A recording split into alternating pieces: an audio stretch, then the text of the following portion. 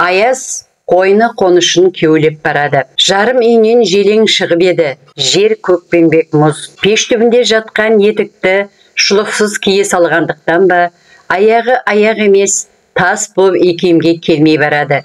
Секірді, тағы секірді. Бойы аздап жылынғандай болды. Түн ортасы болғасын көшеде тірі жан жоқ. Жарым елегізи бастады. Үйіне қайтқысы келді.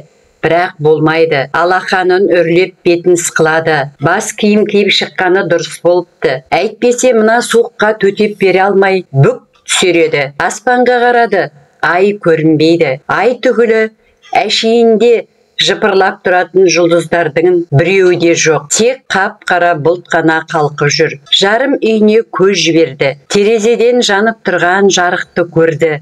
Ішінен әлі ұрысып жатқан шығар деп ойлады. Қалқып жүрген бұлттарға қарап ойға батты. Ес білгелі бері ата-анасының ұрысына куә болып келеді. Бір ғажабы, ұрыстары еш бітпейді. Өзге үйлерге барса, бір-бірімен емен жарқын сөйлесіп, отырған ерлі зайыптыларды көреді. Сондайда апыр-ай деп таңғалушы еді. Бұрын жарым әйелімен күйеуі күн сайын жанжалдасуы керек деп ойлайтын. Қалыпты құбылыс санайтын. Кейін білді ғой, тек өзінің ата-анасы ғана бет жыртса береді екен. Кейде ұрысқаны бұлай тұрсын, бір-біріне қол көтеруге дейін барады. Сондайда жарым не істерін білмей дал болады. Жәутеңде бағасына қарайды. Сонда өзінен бар болғаны 2 жас үлкен ағасы Сынық бұны бөлмесіне жетектеп алып кетеді. Олар қазір қояды. Осында отыр. Олар қазір қояды. Осы сөзден соң көкірегіне үміт ұялады. Бәрі біткенін қалады. Тыншыса екен деді. Бірақ ата-анасы еш тыншымайды. Ауыздарынан ақ ит кіріп, көк ит шығып жатады. Бір кезде анасының ащы даусы шықты. Оңбаған, бастан ұрғаның не, сүмелек, кет деймін. Сынық, жарым, құтқарыңдар деп айқай салды. Онсыз да көжек секілді қорқып отырған жарымның аш айқайды естігенде жаны қалмады. Жап аузыңды, болды деп әкелері күретті. Ойбай, көмектесіңдер. Мұнау мені өлтірмекші. Жарым төсегінен атып тұрды. Тістеніп алған, енді болса атылғалы тұр еді. Сен осында күт, қазір келемін деп көзіне жас толып кеткен Сынық қонақ бөлмеге қарай жүгіре жөнелді. Жарым өзін аз да болса жеңілдеп қалғандай сезінді. Қойыңыздаршы, болды. Не жетпейді сіздерге? Жалынышты үн. Мына әкеңе жетпейді.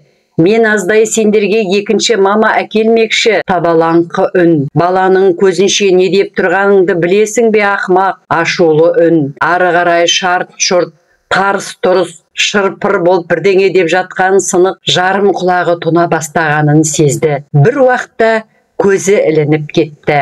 Оянса, таң атып қалыпты. Бөлме іші жап-жарық, тып-тыныш. Інісінің оянғанын күткендей есікті жаймен ашып ағасы кірді. Үстінде кірлеп кеткен мектеп формасы. Тұрдың ба деп інісінің басынан сипады. Қазір мен мектепке кетемін жарым. Қарның ашса, нанға май жағып же. Түсіндің бе деп төмкесіне 2 елі шаң басқан сөредегі жыртық жамау кітаптарды сала бастады. Мамам қайда деді жарым. Даусы тарғылдана шықты. Сынық селк ете қалды. Түнде анасы мені әкелерің өлтірмекші деп айқайлап жатыр еді.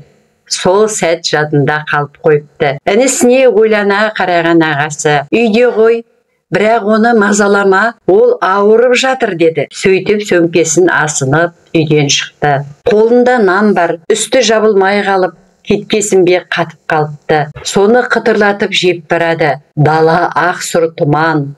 Сынық бұл тұманнан қара ноқат секілді көрінді. Тіпті бір кезде көзден ғайып болды. Еңсесі езіле бастады. Үй іші астаң-кестең болып кетіпті. Әр жерде домалап жатқан жарамсыз вазалар. Кеше әке-шешесі сындырып тастапты. Қонақ бөлмеде анасы жоқ. Асханада да жоқ. Қарны ашқанын сезді. Газда тұрған шәугімдегі жылымшы суды ішіп алды. Құсқысы келгендей болды. Шәугімдегі су қақтатып кетіпті.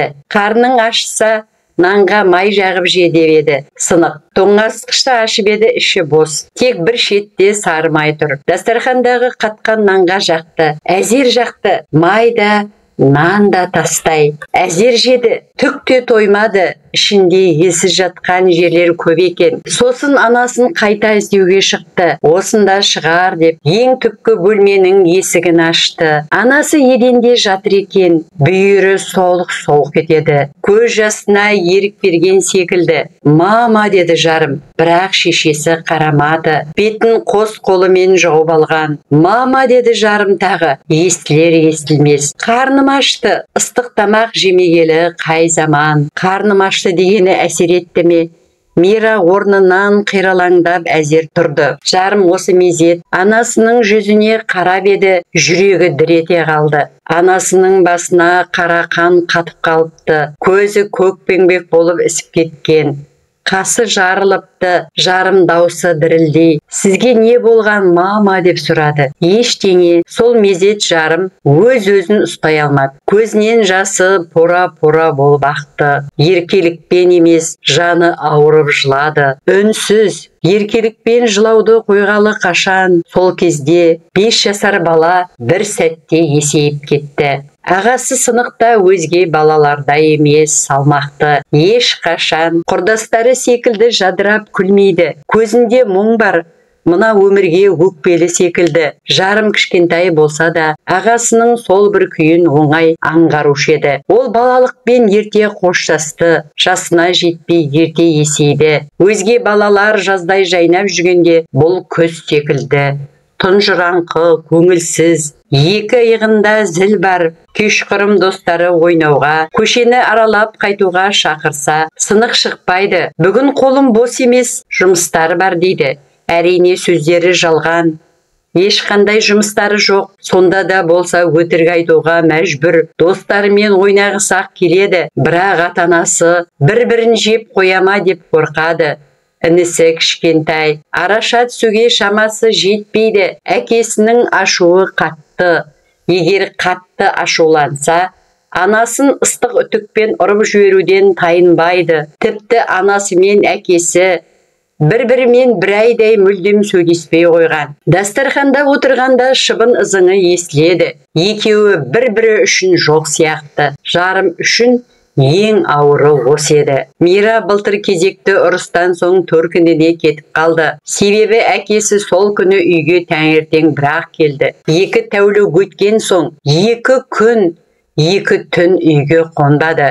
Анасына бұл жай ауыр тиген болуы керек. Әкелері ожарды бетінен шапалақпен тартып жіберді. Шырпыдай тез тұтанатын күйеуі Мираны құлақ шекесінен ұрғанда шалқасынан түсті.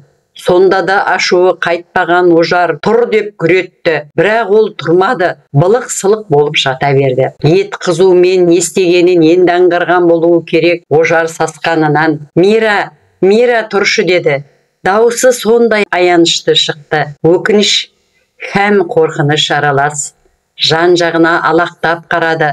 Анадай жерде состиып тұрған бұларды көргенде, сынық, жарым, не айғарап тұрсыңдар? Бар, бір кесе мұздай су әкеліңдер, тез, деді ашулы үнмен. Ағасы екеуі бір-бірімен жарысқан күйі тапырақтай асханада газ түбінде тұрған жарты шелек суды бір-ақ әкелді. Әзер дегенде есін жидырды. Шамасы Мираны өлтіріп алдым деп емес, темір торға қамалатын болдым деп жаны қалмаған болуы керек. Күйеуінен дәл мұндай соққыны күтпеген Мира, айуан, қатыннан басқа ешкімге әлі келмейтін сорлы деп жатын бөлмесіне сүйрелеңдеп жылжыды. Арада біраз уақыт өткен соң абажадай сөмке алып шықты. Кетемін, деді ожарға. Ол болса ештеңе болмағандай. Кетсең кет, деді. Ешқандай сезімсіз. Шамасы Мира күйеуі кешірім сұрайды. Кетпеші деп, аяғыма жығылады деп ойлаған болуы керек. Енді не істеймін деп бөгеліңкіреп қалды. Кет деген жауапқа әзір емес еді. Ойлана келе ол жарымды өзімен бірге алып кететін болды. Тіпті сынықты да алып кетер ме еді, бірақ болмады. Үйден шыққанда жарым артына қайта-қайта қарай берді. Сынықты соңғы рет болсын көргісі келген. Бірақ ағасы қас қылғандай сол күні сабақта болатын. Жаны жабырқады. Әкесі 3 күн өткен соң ғана бұларды іздеп келді. 3 күн өткен соң ғана. Сонда Сонша уақыт бұл әкесіне керексіз болғаны ғой. Сонда да болса келгеніне мыңда бір шүкір. Ал келмей қойғанда ше, әкесі жалғыз келмепті. Қасында ағасы Сынық бар. Жарым қуанып кетті. Құлдыраңдаған күйі ағасын құшақтай алған. Сынық та қуанышты. Қалайсың жарым, қалайсың дей береді. Қалайсың? Сол кезде көзі жасқа толды. Ағасынан ғаламат бір мейірім лебі есіп тұрды. Сынықсыз мына өмір тарқап кеткен базар секілді екен ғой. Сұрықсыз анасының төркінінде 3 күн емес, 3 жыл жүргендей күй кешкен. Өзіне қамқор ғой. Бірақ анасы үшін иттен айырмашылығы жоқ әкесі мен жанашыр ағасы екеуін қатты сағыныпты. Ожар өлердегі сөзін айтып, Мераны қайталып қайтты. Олар сонда түнде жол бойындағы тапшан қакеге тоқтап, толыққанды семья болып, қой етінен пісірілген кәуап жеп, майлы сорпа ішкен. Сонда ол ерекше бақыт деді. Анасы мен әкесі тату-тәтті отыр. Балаларының басынан сипап қояды. Шіркін, осындай сәттер көп болса, ұзаққа созылса ғой. Бет жуатын тамдағы өзі солай атайды. Үйдегі барлық бөлмеге түрлі аттар қойып алған. Ауқат шетін там, бітпеген там, айнадан әлем-жәлем түрін көрген анасы үнсіз өксіді. Өле қал деп күбірлей берді. Мама, неге сіздер ұрса бересіздер? Анасы үндемеді, жарымды бауырына қысып, үн-түнсіз отыра берді. Бала өзін жайлы сезінді. Анасының құшағы сондай жылы, әкесіне жыны келді. Неге анасын қадірлемейді? Неге анасын алақанында аялап ұстамайды? Екі үй ары тұратын досы Нұрлан сондай бақытты. Оның әке-шешесі бір-бірін ерекше сыйлайды. Жарым Нұрланға ойнауға барғанда жиі байқайды. Нұрлан егер бір жаққа шығатын болса, анасынан сұранады. Ал анасы әкеңнен сұран дейді. Әкесі сондай мейірімді жан, жібере салады. Баланы еркелете берме, бетімен жібермесеңші отаға сау деген анасында ренжітпейді. Бала ғой, еркін өссін дейді. Не деген сыйластық. Ал өзінің ата-анасы ше. Сол күн әкелері кешке үйге келмеді. Күнделікті жайт, бірақ бұл жолы жарым елегізе бастады. Бұрын бұлай елегіземейтін, әйтеуір өзін нашар сезінді. Жүрегі бірдеңені сездіретін секілді. Мама, әкем қашан келеді? Келмейді. Неге? Әшейінде Ожар туралы тіс жармайтын Мира. Әкелеріңнің сүйіктісі бар. Түні бойы сонымен бірге болады деді. Дауысы ашына шықты. Жүрегінде күйеуіне деген бір түйір сезім қалмағандай. Сіз ше, мені баяғыда ұмытты. Ол үшін мен мүлде жоқпын. Адам емеспін. Жарым әкесінің сүйіктісі бар дегенге сенбеді. Дұрысы бар екенін сәби жүрегімен сезеді, бірақ сенгісі келмеді. Бұл дүниеде аналарынан асқан адам жоқ қой. Неге ол басқаға барады? Анасынан әкесі туралы жылы сөз ести қоймасын білген соң, ағасына мүләйімсей тіл қатты. Сынық, әкей бүгін үйге келе ме? Иә, келеді. Бірақ Сынық та өз сөзіне өзі сенбеді. Даусы сенімсіз шықты. Інісін алдап жатқанын түсінді, бірақ өзгеге үміт сыйлау үшін жалған сөйлеуге мәжбүр. Ол інісін талай рет алдады. Өзге отбасыларда тетелес ағалары мен інелері ит пен мысық секілді. Қашан көрсең бір-бірімен бірдеңені бөлісе алмай, сыйыспай жатқаны, ал бұлар олардай емес. Сынық інісін жанындай жақсы көреді. Әке шешесінен ала алмай жүрген мейірімді інісіне бергісі келеді. Інісінің жәудіреген жүзін көргенде жанын қоярға жер таппайды. Түн, сағат тілі мүлдем жылжымайды. Аналары әкелерін әбден күтті. Ұйықтамай, бұлар да күтті. Жарым алаңдай бастады. Жаман ойлары санасын шырмап алды. Өзін ешқашан бүтін сезінбепті. Бірдеңе жетіспейтіндей күй кешеді ылғи. Жаны жарым, анасы да жарым. Күйеуге жармадым дейді. Жарым отбасы, бірақ әкелері бұларды жақсы көретін секілді.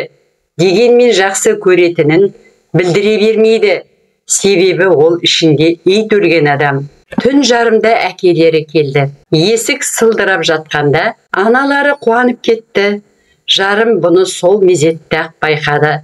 Ал әкелері үйге кіріп келгенде анасы қуанғанын білдірмей сүсін лезде суытты. Сол салдақыңмен бірге болып келдің бе? Қой болды деп Ожар әңгіме бітті дегендей әйеліне қолын бір сілтеп ауқат шетін тамға өтіп кетті. Соңынан ілесе кірген Мира ашық сөйлескісі келетінін айтты. Ожар болса ләм-мим демеді. Үн-түнсіз газет оқып отыра берді. Әйел үшін елеусіз қалғаннан артық қандай қасірет бар. Ажырасамын деді Мира бір кезде. Шыдамы шегіне жеткен секілді. Ажырассақ ажырасайық деді Ожар. Ол да бұл ырың-жырыңнан мезі болғандай. Екеуі де. Жарым мына сөздерден кейін жылағысы келді. Қалай сонда? Олар екі бөлек тұра ма? Сонда біз сынық екеуміз де екі жаққа ажырап қалатын болдық па? Жоқ, дәл қазір мен бірдеңе істеуім керек. Жарым күртешесін киіп алды. Енді қалпағын басына қондырғалы жатқанда кітап оқып отырған ағасы қайда деді. Дәретхан аға, жарайды көп отырма, тезірек қайт. Бірақ жарым қайтпады. Көшеге шықты, аяз денесін қармап алды. Жылынғысы кеп көшені бойлай жүгірді. Аяз бет қаратпай тұр. Жүгіре терлеп кетті. Бірақ маңдайынан аққан тері мұз боп бетін тітіркендірді. Мынандай күйде үйде отыра бермеді ме? Бірақ ол үйінен әлде қайда алыстап кетті. Жан шақырма қоймен ық жер іздеді. Оң жағында әлде бір мекеме қараяды. Жақындап кеп қарап еді, емхана екен. Есігі ашық тұр. Ол мұнда талай келген. Анасымен бірге. Осында аядай бір бөлмеде отыратын дәу доқтыр, әйел бұған жиі ине салатын. Сонда жаны көзіне көрінуші еді. Ол қорқақтай ішке кірді. Бірақ тек ауызғы бөлменің есігі ғана ашық екен. Қарауыл ұйықтап жатқан секілді. Есікті жабуды ұмытып кеткені қандай жақсы болған. Жылы жерге кірген соң ба, жарым сол жерде маужырап ұйықтап қалды. Тас еденде. Жап-жарық бөлмеде жатыр. Қайдамын деп ойлады. Орнынан тұрмақ болып еді, аяғын қозғалта алмады. Біраз әуреленді, болмады. Бір уақытта күбір-күбір еткен дауыстар естілді. Бұлар кімдер деп басын әнтеп көтеріп еді. Өзінің ата-анасы екен. Жарым таң қалды. Шешесі ебіл-дебіл болып тұр. Ал әкесі оны құшақтап алыпты. Мұндай көріністі бірінші рет көріп тұрғасын ба? Таңданысында шек жоқ еді. Олар жарым басын көтергенде қуанып кетті. Жарым, жаным. Жарым жылы жымиды. Мама қойшы, болды, жыламашы демекші болып еді. Тілі мүлдем икемге келмей қойды. Даусы шықпайды. Тамағында бірдеңе тұрған секілді. Анасы, жарым бірдеңе деші деп шыр-пыр болды. Ал әкесі баласының басын күректей алақанымен сипалай берді. Үнсіз егілетіндей ме қалай? Ажыраспаңдаршы деді. Аузына алғаш түскен сөзі осы еді. Абылай Есімбай. Әңгіме жарым.